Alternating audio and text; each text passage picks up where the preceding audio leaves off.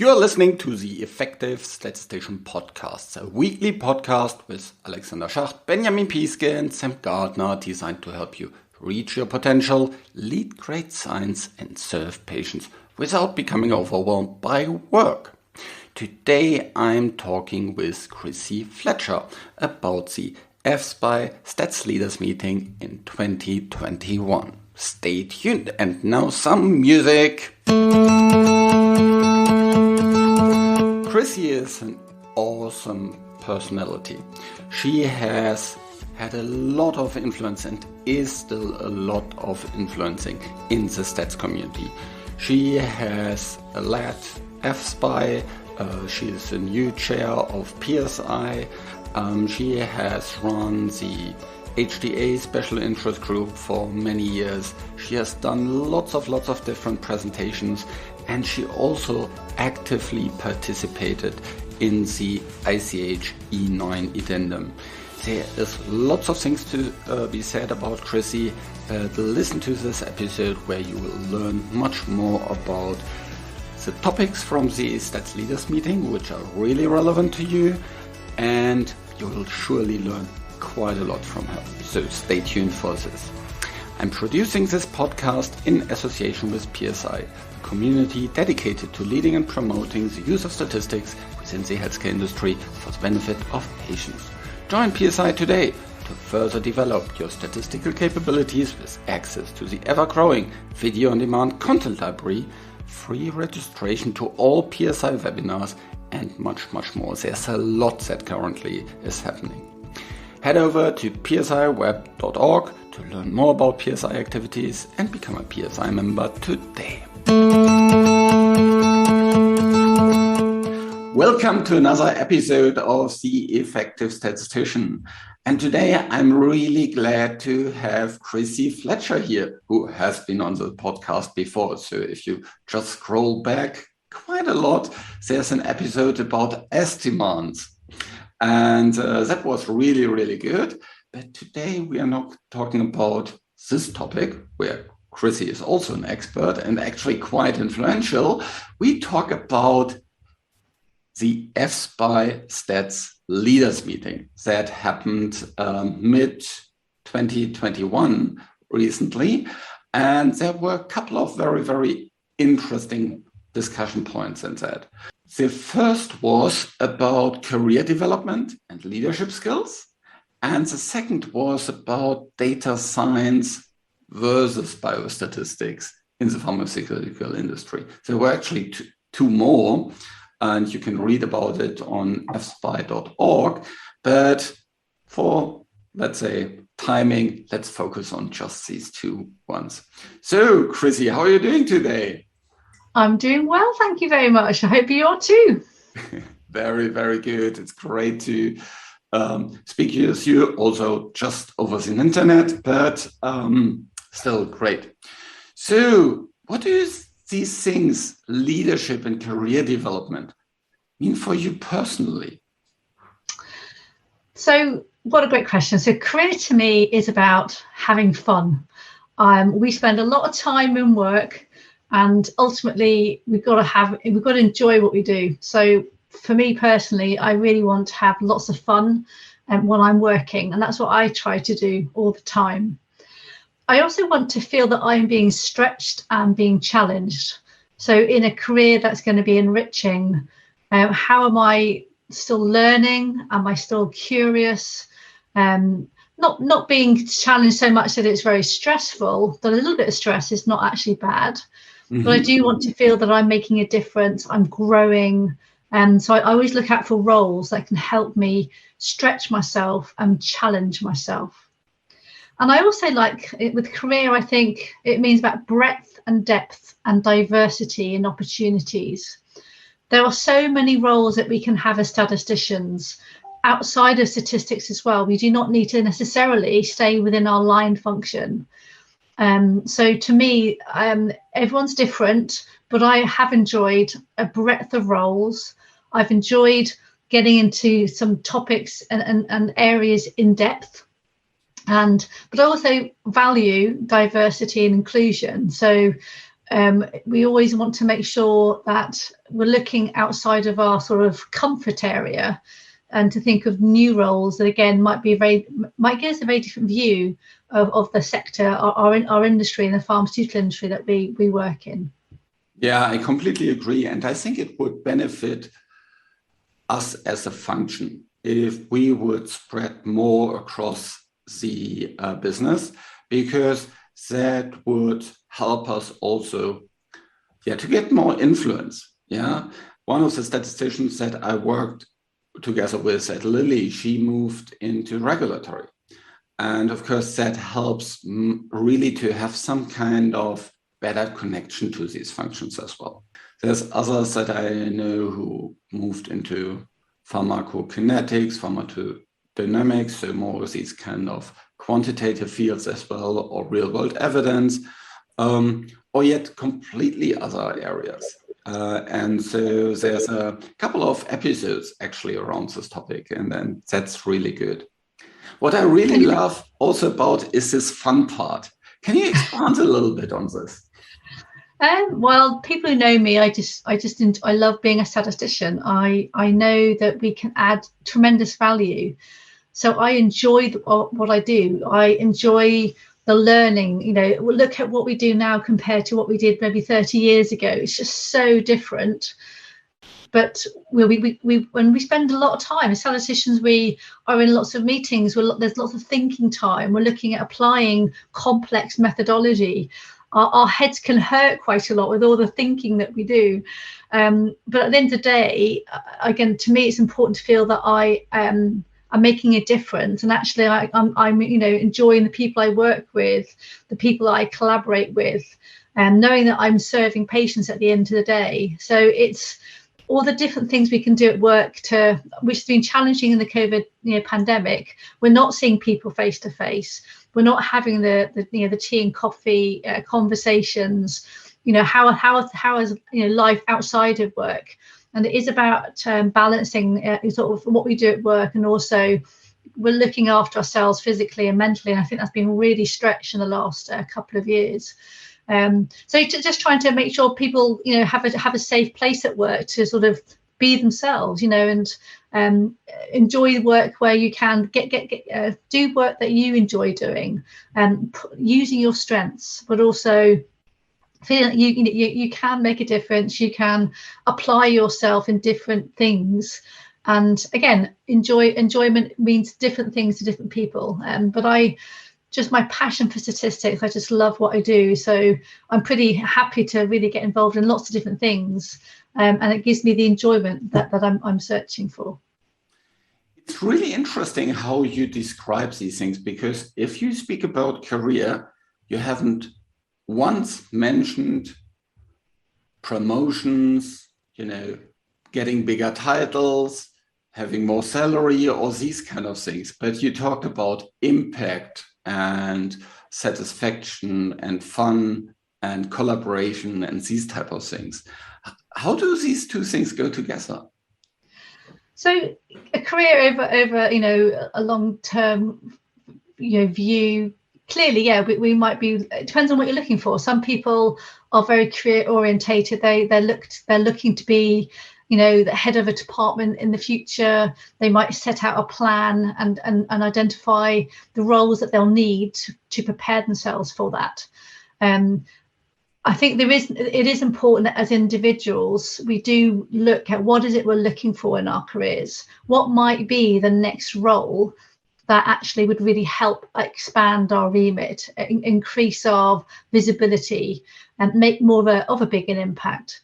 But I also want to say that careers can just vary over time. So, when we are busy outside of work, and sometimes what we're doing outside of work might also need to take a priority in some times of our lives.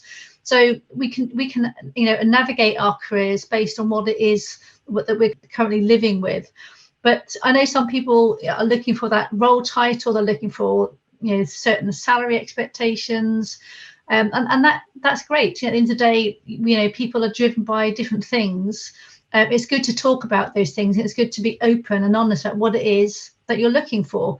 As a line manager, I want to understand what it is, my staff are looking for, and how can I help them achieve what they're trying to do in their careers. And as line managers, you're always wanting to help staff develop to be the best they can be. And sometimes it's down to your structure and what opportunities you have for different roles in your organisation. Sometimes it's actually creating new roles, because actually there might be a skill set that is untapped. And, we've seen a lot of change in our statistics functions in the last few years, and we'll get onto data science later. But there's more and more opportunities for where statisticians can apply themselves. And that might be within, as you say, within the line function, going up the career path. So as you get more experience, you can take on more responsibility. You might, lead projects, start to lead aspects of a disease area, and that's great. That's something that if that's is serving you and keeping you happy, that's fantastic. Some people might say, actually, I've got to a point within this particular area of my expertise, I want to try something different. They might take a sideways move, and again, that shouldn't be seen as a negative. That's someone who's willing to learn and adapt themselves to a very new setting and new environment. So again, what I'm trying to say is there's no right or wrong.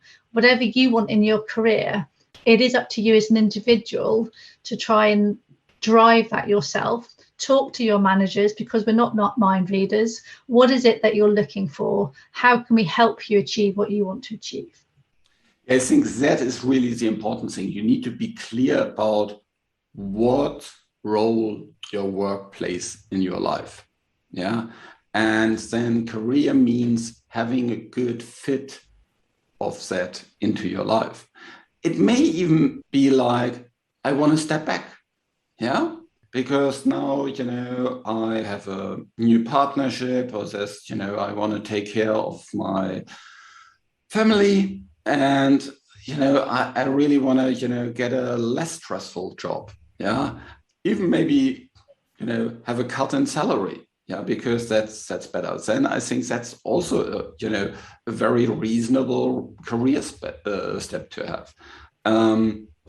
So career doesn't necessarily always mean kind of up, higher title. It means having the right career for your life and your situation. Yeah. Spot on. What has leadership to do with that?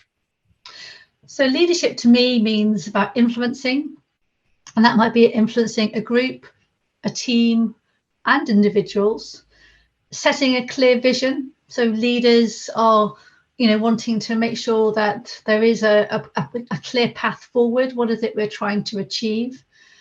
There's a lot about motivating others. So to commit to that vision and understand and be clear on what their role is going to be.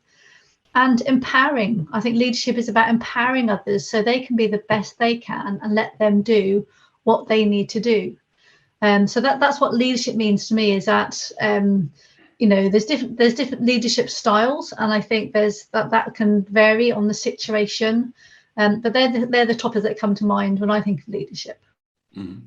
So is for you leadership primarily about more supervisory roles, or is it for, what's leadership for someone that doesn't have direct reports?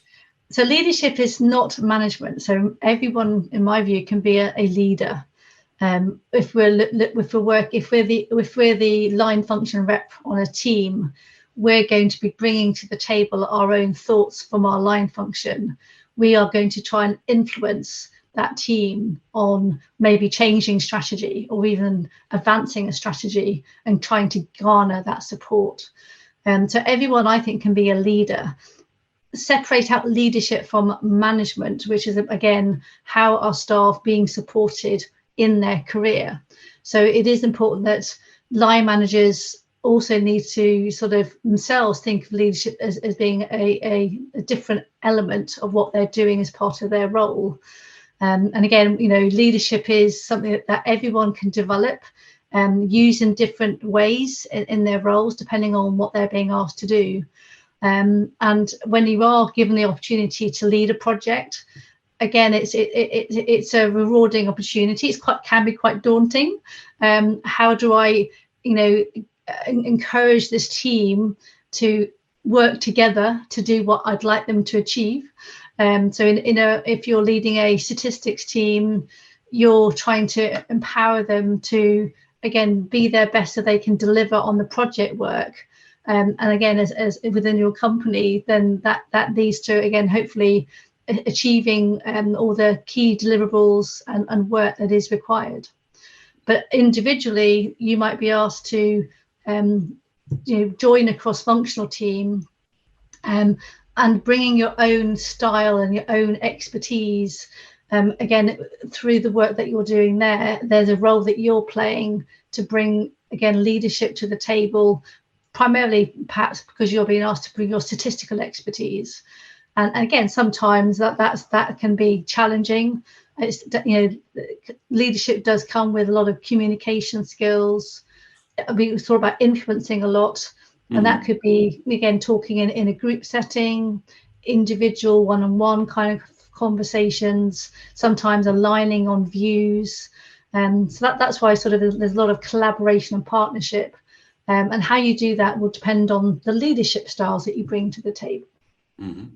What do you think is a typical way to improve these leadership skills?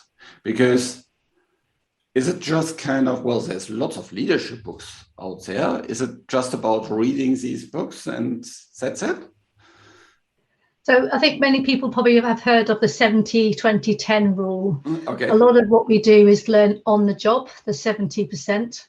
The 20% might be some kind of mentoring, coaching, that can help a lot. And the 10% is probably maybe some training and some focused reviews of papers or these books. So remember, a lot of what we do is actually learn on the job. Mm-hmm. But clearly, there's a lot of literature out there on leadership, and there's some great articles. There's some, very, very sort of brief articles that you can read to understand some of the key principles. You can go to a deep dive if that's of interest to you. Again, it's how much time you have. What I would say is coaching and mentoring helps. And I think when I've looked into improving my leadership skills, who do I see as a role model? Who within the organization would I really like to aspire to be? People that I think, wow, that they have such fantastic leadership skills. Could you connect with those people? Could they become a mentor for you? And you can then discuss what kind of strategies do they come up with, and how do they think, and how do they deliver? How do they lead their teams or their groups, whatever the project it is that they've seen? So I think that's something that people, we should really capitalize on the mentoring side. And some companies offer you coaching. If you really do need to further develop your leadership skills, you can then have a coach who is an expert in that area. And again, what is it that you bring to the table now? What is it that you'd like to be doing in the future? And they can really help you further develop your skill in that area. But also, at the end of the day, we do this, in our job. Take feedback, ask for feedback. What do others think of you in when you're leading a project? What again, is a strength. It's a two-way conversation, but also what might you need to spend time on further developing, and be open to hear perceptions and views of others who work with you, and then take that feedback in a constructive way, so you can then further develop that skill in the future. I think it's this kind of on-the-job learning is really, really important. I think it's where you can actually grow very fast. There's just one caveat to it. You need to know what you don't know. Yeah.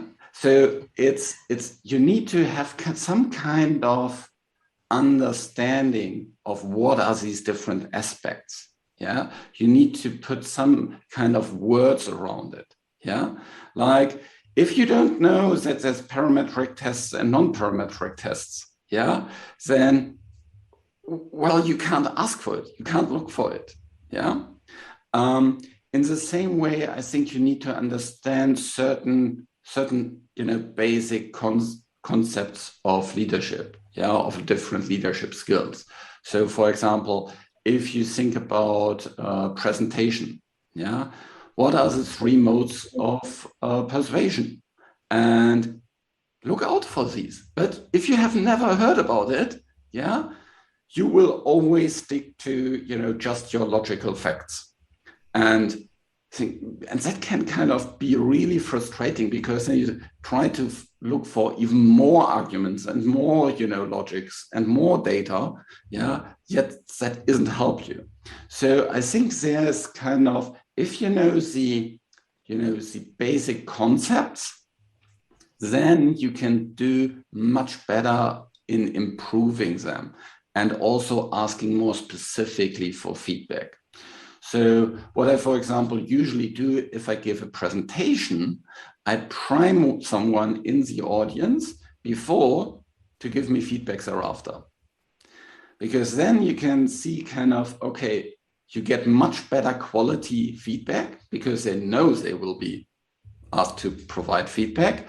And you also get, much more feedback, yeah, than kind of some, how was that presentation? Sorry, I actually played with my iPhone. Probably then it wasn't good, but why? Yeah. Same with meetings, for example. Yeah, you can prime someone before the meeting and say, hey, I'm running this meeting today. Could you give me some feedback thereafter how I did this? Yeah. Or, what's of course very easy is feedback on written communications. That's great. Yeah. But also kind of on how do you come across in one-to-ones? Yeah. What are your listening skills? This is also really, really important. But yeah, having all these kind of basic concepts is great. And then train them, enrich them. There's actually a couple of these where we as statisticians are amazingly good at without really realizing it. Yeah. So for example, logical thinking. We often assume, well, that's normal, isn't it? Because for us it's normal, but it's not. Yeah. Do you have some kind of story about that? Yeah, I think, well, I think when you're developing in your career, yeah, I think there'll be things that we've learnt at college, at university, but yeah, we're learning, aren't we? We're learning a lot of, I say, technical and non-technical skills. So with leadership, it is important to build a foundation of knowledge, and that might be, and yes, you do need to actually learn about leadership. What are all these different styles that I could have? There's situational leadership, and when do I need to be more directive or less directive? So that's where the training and guidance will come in. But it is about, as you're learning in a career, you're changing. You're growing as a person. You're embracing different ways of working, and it can feel very challenging.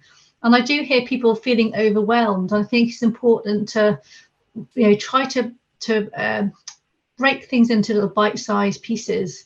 So when I look back in my career, taking on a new leadership role, I've tried to again get my understanding. What is it I'm being asked to do? It's easy to jump in, and move forward quite quickly. But actually, what is it I'm being asked to do, and what might be needed to do this well? So it is important to take some time to think about that. And again, it's being honest about yourself. What is it that I can bring to the table now? What is the expertise and the skills that I have? But actually, what do I need to further develop myself in addition to actually starting to do this new role? But I've also tried to be very honest as well, and I've never tried to suggest that I know everything, because no one ever does know everything. And I think leaders need to remember, it's not about what you know, it is actually about what the team know together collectively. And do you have the right people on the team with the right level of expertise and the right range of skills that's actually going to help the team to be successful? So part of that leadership is also how you can bring the right people together with the right expertise. And I think when you do spend a little more time thinking about what is the range of opportunities and the types of individuals that you need that will come together for you, you might be able to influence that. You might also find yourselves in situations where you are going to join a team and you need to then sort of fit into that team. And as you say, Alexander, sort of statisticians, we have a lot of strengths, in terms of our logical thinking and how we sort of, our problem solving skills. Some things to us just seem very natural, and others have got no idea what we're talking about. So I think, as you're a statistician growing in your career, again, be humbled about what is it you're being asked to do, and sort of be confident in what you have done in your career today, because sometimes we can lose our confidence, and it's easy for sort of to that erode. But remember, you got to where you are because of what you have done in your career. You either might be building on that in your next role, or you might be being asked to do something completely different. And again, break it into bite-sized chunks. What is it you need to do over what time period? Who can help you to do this? What knowledge, technical or non-technical, do you need to go and brush up on? And again, sort of be open to the feedback. Get some feedback quite early on in taking on a new role. Both yourself, how do you think you're doing in that role? But also, as you say, ask people to give you feedback. And that might be as a heads up at the start of a meeting or a presentation. It might be that you've got someone in the team who is observing how you try to lead the team and give you specific feedback on that one particular item. So it can work in many ways, but I think it's also sort of good to not be too worried about doing it all in one go. I think we put a lot of pressure on ourselves, and we are busy both inside of work and outside of work. I think stress levels are at the highest they've ever been. We need to help individuals and staff to think about what is it they can have in their control, what is it they can try to help alleviate themselves to reduce that stress. But also then that's where the line managers come in. What help do you need around you to get things back on track if things are being overwhelmed right now?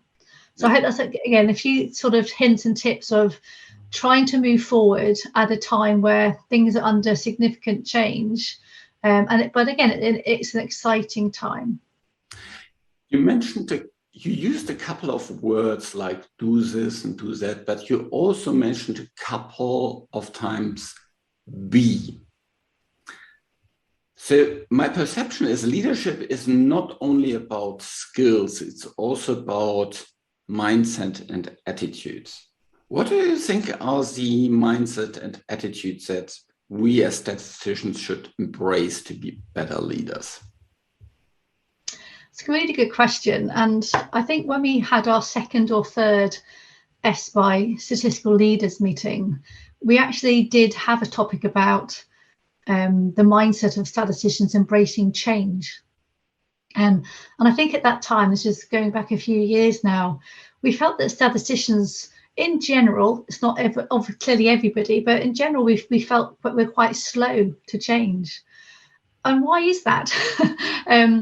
Because the world has changed a lot around us. New innovation in evidence generation, the way that data science has evolved, which we'll talk about today. Why are we, do we embrace change as statisticians? And maybe it's sometimes how we are educated and maybe a logical sequential approach to our learning and how we sort of develop that skill over time. But we certainly felt that actually we do need to embrace change quicker. We need to be more proactive about what change could be coming. And also, is everybody on the journey? Is everyone sort of, understanding what is changing and why? And I think that's a lot of the time, I think people don't necessarily focus on why are things changing, what could impact me with this change, and what do I need to do then to make sure that I'm part of this change? So I've seen a lot of sort of, again, maybe individuals not sort of embracing change because they don't really understand the why. And I think until you understand the why, that's your commitment to, I now get why this change is happening, and actually this is really good for me because of why, and I need to get on the bandwagon. So I think, again, through experience, it's time to really try to embrace the future, and an R&D is continuing to change at a fast pace. And I always sort of feel, what is it I need to be looking at in the future? I'm always looking ahead in my own mind. What do I need to really understand better so I can be the best I can be? So I always see change as an opportunity. And I don't know why that is. I just try to quickly translate change to a positive thing. Some change can be negative in terms of, reorganizations in companies, roles can be eliminated. And that's a challenging time to go through, but other changes can actually mean a new opportunity, and a change can either, it can sort of make you think about, what is it that I want to do as part of this change. So I think as statisticians, we haven't necessarily in the past been quick to adapt to changes, but I think now that with things like the innovation in trial design, advanced methodologies and increased use of Bayesian approaches, I think we really are now, really driving change, driving innovation. And that's been a wonderful thing to see. Yeah. Instead of looking always kind of what's lost, looking into what does that make possible. Yeah. So even if it's, being made redundant, yeah, of course, that's, probably first the terrible news, but sometimes it can actually mean that you have a great opportunity, that you now get out of this pressure. Maybe you get a severance package, and that gives you the opportunity to do something completely different, which you have maybe secretly hoped for, wished for, whatsoever, but never really had the financial backup to do. So think about things like these. Let's move into data science a little bit. When I read this kind of theme in the EFSPI Leaders Meeting, I really stepped over this title in terms of data science versus biostats. Where's this versus coming from?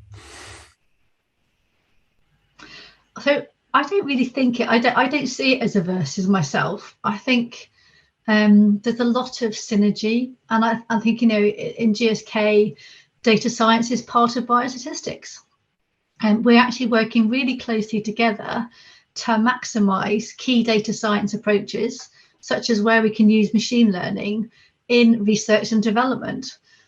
I think I know that many companies, and through the EFSPI Stat Leaders Forum, we had a really good sense of how data science has really evolved in most companies in the last couple of years.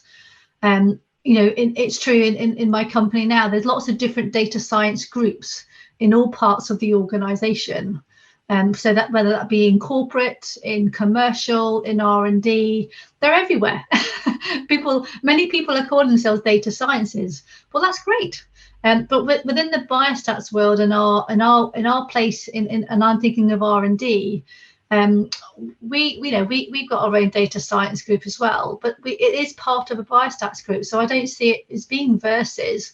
I just see it as a really strong collaboration. And also, I think for the first time this year, we got all our data scientists from across the company together for a data science consortium. And that's the first time that actually people had come together to learn about how data science was actually being applied in all these different business applications, which was a great opportunity to get to know just the breadth of expertise that existed in the company, how some of the roles were synergistic, and actually very many new partnerships were formed from that initial workshop that was held. Yeah. So what does data science mean to you? Well, it's I think it's a very fuzzy term. and people, debate quite a lot about it. But for our given discussion, what does it mean to you? So you could go and do Google search on what it means, and there's a sort of generic term about using scientific methods, processes, or algorithms to extract insights from a wide array of data. So I think if I think of it in the pharmaceutical industry and what we do in statistics, I think it can help us to better understand diseases and treatment pathways. So how are patients being treated? I think these approaches will help us better understand which patients can respond to treatment. And that might be through, again, looking at biomarkers and the relationships between outcomes. I think it can help to identify patients that might be amenable to be recruited into clinical trials, finding patients. Again, there's lots of data sources out there for that. And I think it is going to help us advance personalised medicine. Again, there's lots of genetics and genomic insights coming through. We need to learn a lot more about genetics and the role that's going to play in personalised medicine. So that I think that's where we as statisticians working in R&D are going to see, again, the benefits of again, data science approaches. Yeah. For me, this kind of data science word, when I first heard about it, I said, well, according to all these definitions, I'm a data scientist myself. Yeah. So, and then, most of the statistical programmers I know are data scientists as well. And it's just kind of a much bigger term. And when they then see in terms of, what are these algorithms they use?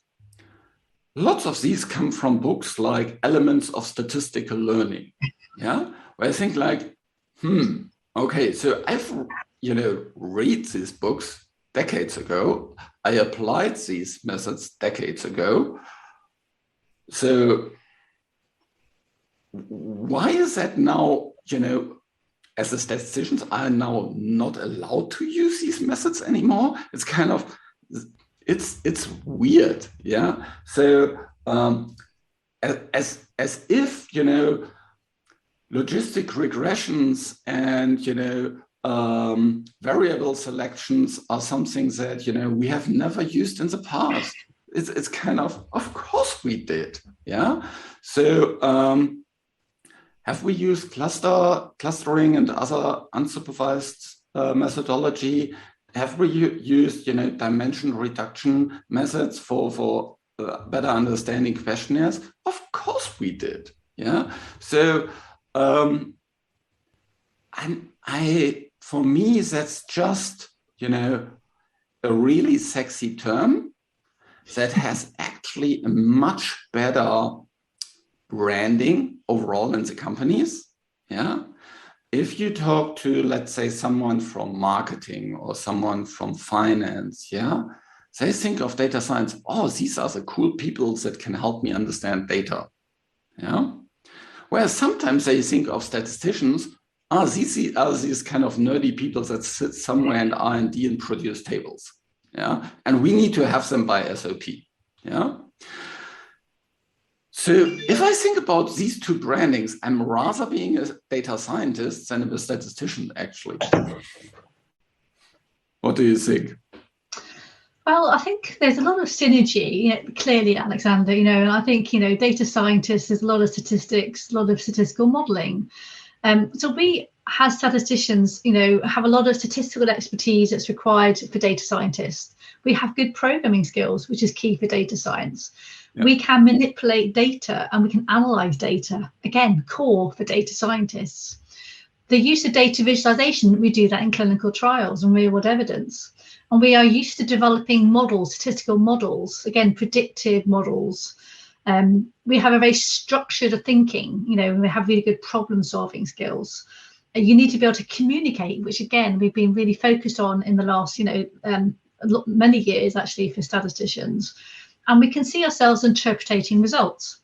But I think, though, where I see a lot of opportunity, again, working with data science, it is a recognized field. But what can we learn from data scientists? Well, I think we do need to, as statisticians, learn about some more of these fundamentals of data sciences. So what is machine learning? What is deep learning? What is supervised versus unsupervised learning? Again, I think as statisticians, we would understand this, but I think we do need to make sure that this is core to data science. So we need to understand what all these things are. We need to understand what are the sort of the tools, the common tools and technologies that are used by data scientists. We need to increase our programming skills. Python, R, or Julia is quoted quite a lot. We've increased massively the use of R in pharmaceutical industry. But there are other languages as well, programming tools that, again, are really important for data science. Data visualization, which I know you've talked about a lot, and we had sessions at PSI conference last year. I don't think we do a lot to maximize the use of data visualization. So to me, that's got to be key. We've got to do more with data visualization.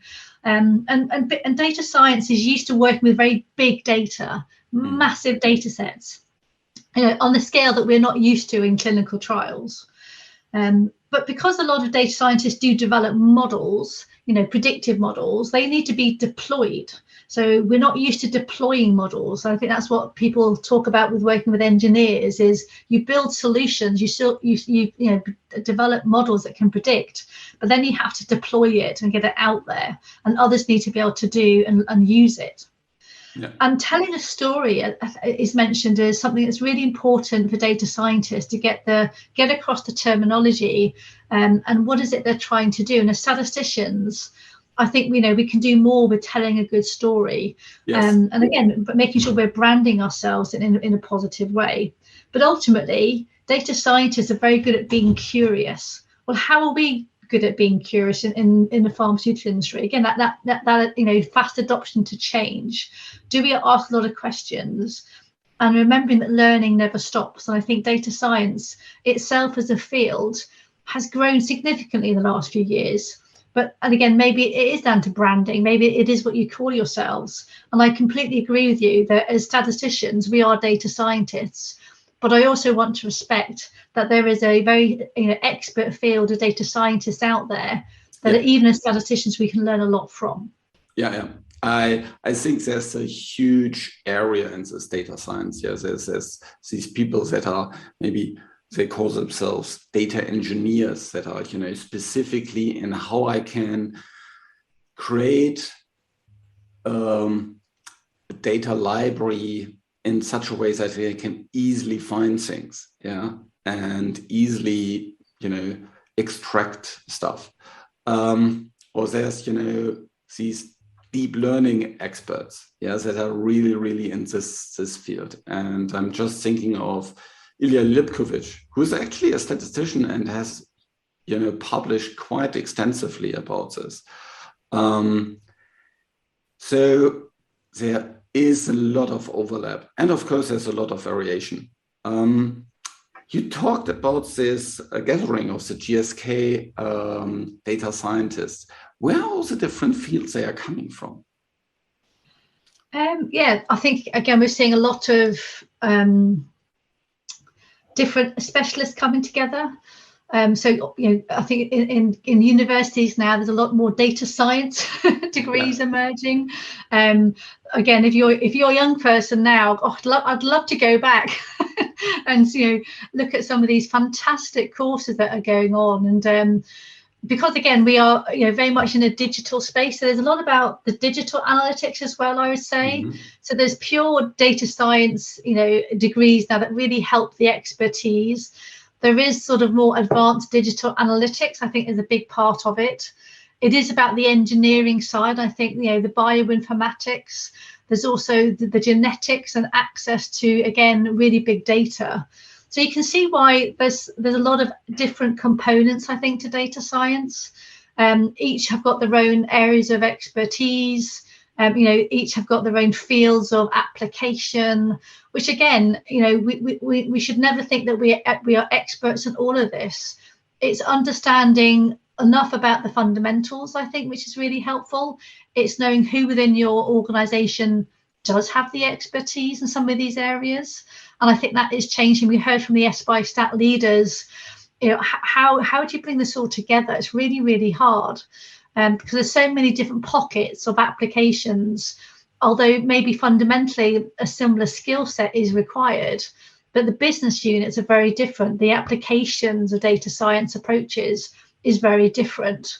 But boy, when you bring that together, the power, the learning agility, learning from each other as to what has gone well, and also where is the future going? We are going to more automation. We're going to more, AI, ML methods. Roles and jobs will continue to evolve. And as statisticians, we must not sit back. We must embrace this future and again, see it as an opportunity to use fabulous skills that we have in order to be part of this party going forward. We can bring a lot of really good experience and expertise, but we also need to learn from this community and understand how we can actually play a significant role. Yeah, just thinking about this digital space. Yeah, so well, of course, as a podcaster, I'm really in this digital space with content production, and I see kind of my analytics in terms of podcasts and all these kind of things, or emails. Yeah, and that is exactly the same that people in marketing are looking into. For example, yeah, so they have an email that they send out to the customers, and where they have content, yeah, and they may have kind of two different ways of display data in this emails, and want to learn about what is a better way so that people actually click on this link and learn more about, let's say, it's treatments, disease, whatsoever. Here's something where we can really help together and work together. Yeah, how can we best ensure that the data flow from our clinical trials, from our real-world evidence studies, from our indirect comparisons, that ends up optimally in the end with the customer? Yeah, and that it doesn't go through dozens of silos within the organization with lots of handovers. I think here we can connect really the dots much, much better. And that will help us having a bigger impact. And as you said earlier, we need to be curious for that. We need to want to understand, where is our data actually ending up with? What is is it just regulatory? Mostly not. Most of your, at least for all the phase 3 and beyond studies, yeah, things go beyond the regulators. So, check where these are ending up. And I'm pretty sure that will help you to increase your network, that will help you to get a better business understanding. And all of these things are really important for the leadership skills that we talked about earlier today. Thanks so much, Chrissie. That was awesome. And I hope to have you again on the show, because you're also now the new chair of PSI, which we actually haven't talked so much about. No, we'd love to come back on another occasion, Alexander. And again, thank you to all the statisticians listening. Be the best you can be. We are it's a fantastic time to be a statistician, and I hope you are enjoying what you're doing. I hope everyone is staying safe with the pandemic. But the world is very bright for statistics and data science. So thank you very much. Awesome last words. Thanks so much. Talk to you soon. This show was created in association with PSI. Thanks to Rain, who helps with the show in the background, and thank you for listening. Head over to theeffectivestatistician.com to find the show notes and find other episodes that will help you boost your career as a statistician in the health sector.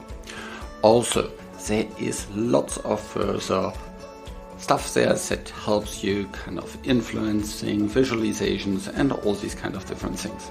So check it out. Also subscribe to the newsletters. That way you'll never miss anything new that we are offering, like for example the Effective Statistician Leadership Program. Reach your potential, lead great science, and serve patients. Just be an effective statistician.